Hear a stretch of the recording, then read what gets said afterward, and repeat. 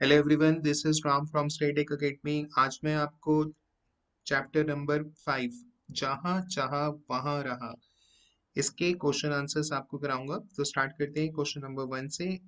Question number 1 है, ईला या ईला जैसी कोई लड़की यदि तुम्हारी कक्षा में दाखिला लेती तो तुम्हारे मन में कौन कौन से प्रश्न उठते। स्टूडेंट्स, ईला जो है वो एक अपाहिज लड़की है, और जब भी हम किसी अपाहिज को देखते हैं, चाहे लड़का हो या लड़की, तो कुछ प्रश्न हमारे दिमाग में, हमारे मन में आते ही हैं। तो वो प्रश्न क्या होते हैं वो आपको मैं बताऊंगा। आपको इसका उत्तर किस तरह से लिखना है। यदि इला जैसी कोई लड़की या कोई लड़का हमारी कक्षा में दाखिला लेगा या लेगी तो हमारे मन में निम्नलिखित प्रश्न उठेंगे। वह प्रश्न हमारे मन में जो जो प्रश्न हमारे मन में आएंगे वो इस तरह से हैं। ये खेलती कैसे होगी। अब हम सोचते हैं कि अब आइज है तो ये खेलेगी कैसे। ये खाती कैसे होगी, इसके हाथ खराब है तो ये खाती कैसे होगी। यह रास्ता कैसे पार करती होगी, कैसे चलती होगी, कपड़े कैसे पहनती होगी, या किताबें कैसे पकड़ती होगी। तो ये प्रश्न जो है वो अ, ऐसे लड़की को देखकर जो अपाहिज हो वो सभी के मन में आते ही हैं। तो इस तरह से आप इसका उत्तर लिख सकते हैं। अब आते हैं प्रश्न 2 पे। क्वेश्चन नंबर 2, इस लेख को पढ़ने के बाद क्या तुम्हारी सोच में कुछ बदलाव आए। तो इसका उत्तर है, इस लेख को पढ़ने के बाद हमारी सोच में परिवर्तन आया कि हमें हर अपाहिज को कमजोर और लाचार नहीं समझना चाहिए। कि हम ऐसा हमें नहीं सोचना चाहिए कि ये अपाहिज है तो ये कोई काम कर नहीं सकती, ये लाचार है, उस पर तरस नहीं खाना चाहिए, और ना उसके बारे में ऐसा सोचना चाहिए। वह भी हर काम करने में सक्षम रहते हैं, अपाहिज भी सभी काम कर सकते हैं हमारी ही तरह, सिर्फ उन्हें थोड़ी कोशिश करनी चाहिए। और जब वो कोशिश करेंगे तो वो आगे बढ़ेंगे, और जीवन के प्रति सकारात्मक विचार रखने चाहिए और हमेशा पॉजिटिव सोचना चाहिए। यह पाठ हमें यह भी शिक्षा इस पाठ से हमें यह भी शिक्षा मिलती है कि अगर हिम्मत हो तो इंसान कुछ भी कर सकता है, जैसे ईशा ने करके दिखाया।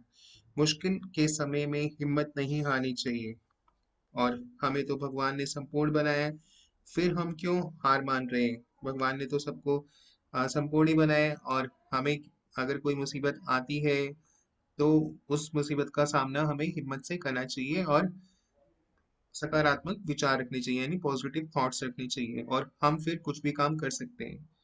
अब आते हैं प्रश्न 3 पे। क्वेश्चन नंबर 3, यदि इला तुम्हारे विद्यालय में आई तो उसे किन किन कामों में परेशानी आएगी।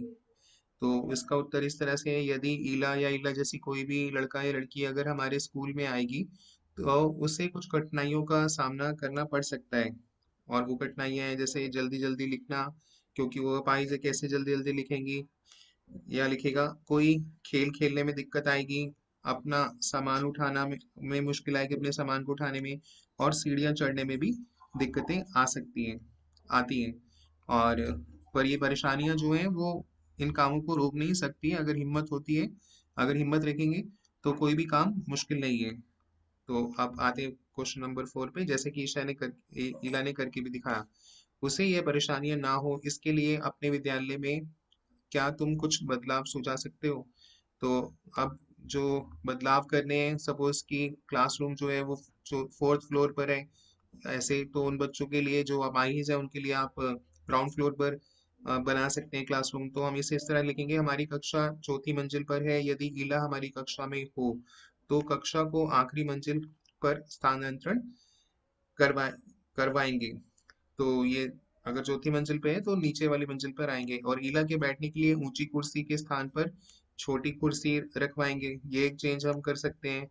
और हमारे जो टीचर्स हैं उनसे हम निवेदन करेंगे, उन अध्यापकों को लिखवाने के स्थान पर उन्हें कहेंगे कि रिटन टेस्ट ना हो, उनका मौखिक टेस्ट यानी ओरल टेस्ट जो है वो ले लिया जाए, ताकि लिखने में कोई परेशानी ना हो। और प्रधानाचार्य जो है, प्रिंसिपल है, उनसे आग्रह करेंगे, रिक्वेस्ट करेंगे कि इला को प्रार्थना सभा में अध्यापिकाओं के साथ खड़े रहने दिया जाए, कि वो जब प्रार्थना सभा होगी तो टीचर्स के साथ ही वो खड़ी रहे। साथ ही परीक्षा के समय उसकी सहायता के लिए एक बच्चे को नियुक्त करने का आग्रह किया जाए, ताकि कोई परेशानी हो ईला को तो कोई जो स्टूडेंट है तो उनकी वो हेल्प कर सके। तो ये सारे बदलाव हैं जो हम करना चाहेंगे। अब आते प्रश्न 5 पे। ईला के बारे में पढ़कर जैसे भाव तुम्हारे मन में उठ रहे हैं, उन्हें ईला को चिट्ठी लिखकर बताओ। चिट्ठी की रूपरेखा नीचे दी गई है। तो ये इसका फॉर्मेट है। प्रिय ईला, यहाँ पर पता, दिनांक और फिर ईला का नाम, और फिर यहाँ पर आपको लिखना है जो आपके मन में भाव उभर रहे हैं, और तुम्हारा या तुम्हारी जो आपका नाम फिर नीचे। तो आपको इस तरह से लिखना है। पहले आप अपना पता लिख दें, यहाँ पर डेट डाल दें, दिनांक, प्रिय ईला, फिर लिखें प्रिय ईला कि मैं तुम्हारी पीड़ा को देखकर बहुत दुख का अनुभव करती हूँ।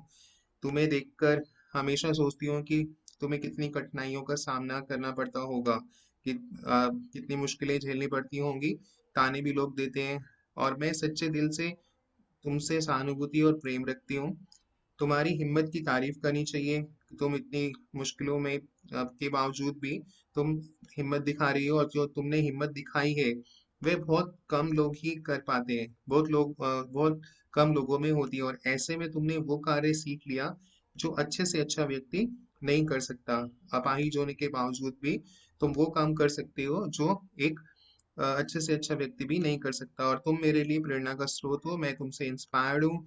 जीवन के प्रति तुम्हारा सकारात्मक व्यवहार यानी पॉजिटिव थॉट जो है तुम्हारे जीवन के प्रति, और कुछ कर गुजरने की इच्छा, और जीवन में कुछ करना है उसकी इच्छा तुम रखती हो, मुझे आगे बढ़ना है ये सोचती हो, और पॉजिटिव थॉट से आगे बढ़ रही हो, और मुझे तुम्हारे आगे झुकने पर विवश करती है। मैं तुम्हें अपना मित्र बनाना चाहती हूँ, और आशा है कि तुम मुझे अपना मित्र अवश्य बनाओगे। और ऐसे लोगों को जो हिम्मत रखते हैं किसी भी मुसीबत में, कोई भी मुसीबत जब उन पे आती है तो हिम्मत से उसका सामना करते हैं, तो उन्हें आप जरूर अपना मित्र बनाएं। और नीचे लिखें तुम्हारी सखी, और फिर अपना नाम, जो भी आपका नाम है, जैसे सीता वर्मा। क्वेश्चन नंबर 6, हीला को लेकर स्कूल वाले चिंतित क्यों थे? क्या उनका चिंता करना सही था या नहीं? अपने उत्तर आपको इसका उत्तर लिखना है कि इला जो है वो स्कूल आएगी तो स्कूल के जो प्रशासन है वो उसको लेकर चिंता तो करेंगे ही, कहीं ये भाई अपनी सुरक्षा ये कर पाएगी नहीं कर पाएगी, कहीं गिर तो नहीं जाएगी। तो स्कूल वाले इला की सुरक्षा और उसके काम करने की धीमी गति को लेकर चिंतित थे। क्या ये सही से पढ़ पाएगी, लिख पाएगी? तो स्कूल वालों का चिंता करना सही था, क्योंकि ऐसे बच्चे अपनी सुरक्षा स्वयं नहीं कर पाते हैं। कभी कभी उन्हें चोट भी लग जाती है, हादसे का भी शिकार हो जाते हैं, और परीक्षा के समय जल्दी नहीं लिख पाते, जिसके कारण उनका पेपर छूट जाता है। और ऐसा हुआ भी, 10वीं की जो परीक्षा थी वो पूरा ना करने के कारण वो 10वीं नहीं कर पाई, 10th क्लास। तो अब आते हैं प्रश्न नंबर 7 पे। इला की कशीदाकारी में खास बात क्या थी? इला की कशीदाकारी में अनेक प्रांतों की काशिदाकारी की झलक मिलती है, जैसे लखनऊ, बंगाल, काठियावाड़ी, टांके आदि इत्यादि। पत्तियों के ऊपर ने चिकन करी से सजाया था, डंडियों को कंधा से उभरा था, अतः उसने पारंपरिक डिजाइनों व नवीनता का मिश्रण किया था। तो इस तरह से आपको ये देना है आंसर। और अब आते हैं अगले प्रश्न पे। सही क्या आ गया? आपको टिक का साइन, राइट का साइन आपको लगाना है। ईला 10वीं की परीक्षा पास नहीं कर सकी क्योंकि परीक्षा के लिए उसने अच्छी तैयारी नहीं की थी। वह परीक्षा पास करना नहीं चाहती थी। लिखने की गति धीमी होने के कारण प्रश्न पत्र पूरे नहीं कर पाती। तो ये बिल्कुल सही है, जैसा कि हमने भी पहले प्रश्न में भी पढ़ा। तो इसका सही उत्तर है 4। लिखने की धीमी गति होने के कारण वह प्रश्न पत्र को पूरा ही नहीं कर पाती थी, और इसीलिए ईला जो है 10वीं की परीक्षा में पास नहीं हो पाई, क्योंकि उसकी लिखने की गति बहुत धीमी थी, और उसका पेपर छूट गया, और प्रश्न पत्र पूरा नहीं कर पाई। तो इस वजह से उसने 10वीं कक्षा को पास नहीं किया।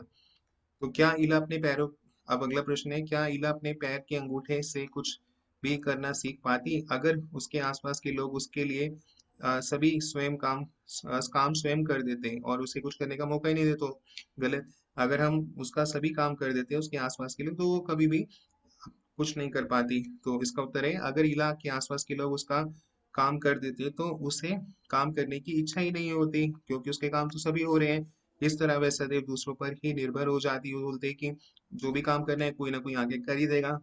तो इसलिए वो दूसरों पर निर्भर रहती है, और आगे चलकर वह कुछ भी सीख नहीं पाती, जो कि गलत है। और अब आते हैं प्रश्न 10 पे। इस पाठ में सिलाई कढ़ाई की इससे संबंधित कई शब्द आए हैं, उनकी सूची बनानी है। तो ये प्रश्न है, और नीचे दी गई सूची में किन्हीं दो संबंधित संज्ञा वह क्रियाओं दोनों को इकट्ठा करो, जैसे फुटबॉल, बुनाई, ऊन, बागवानी, पतंगबाजी, इस तरह से ये प्रश्न है। और अब आपको इसका इस तरह से आंसर लिखना है। पल्लू, टाके, बैल, बूटे, कढ़ाई, काश्तकारी, सुई, पिरोना, रेशमी और परिधान। और इसमें इस तरह से लिखें। और बुनाई में लिख दें ऊन, सिलाई, फंदे, एक घर, धागा, नमूने, डिजाइन, पिरोंदा इत्यादि। पतंगबाजी में आ जाएगा, पतंगबाजी में सद्दी का इस्तेमाल होता है, मांझा, पतंग, चरखी, कन्नी देना, उड़ना, भागना आदि। उड़ाना, सॉरी उड़ना नहीं है, उड़ाना, पतंग उड़ाना और पतंग को लूटना, भागना आदि। रोपाई, खुरपा, बागवानी में आ जाएगा आपका रुपाई, खुरपा, पौधा, पानी, खाद, सिंचाई, खोदना, लगाना, उगाना इत्यादि। फुटबॉल में बाल, जाल, खिड़की, मैदान, खेलना, मारना, दौड़ना इत्यादि। तो इस तरह से इसके प्रश्न उत्तर थे। ऐसे और भी चैप्टर हैं, उनके करना चाहते हैं तो प्लेलिस्ट का लिंक डिस्क्रिप्शन बॉक्स में है, वहां से आप कर सकते हैं। Do like, subscribe, comment and share. Bye and have a good day.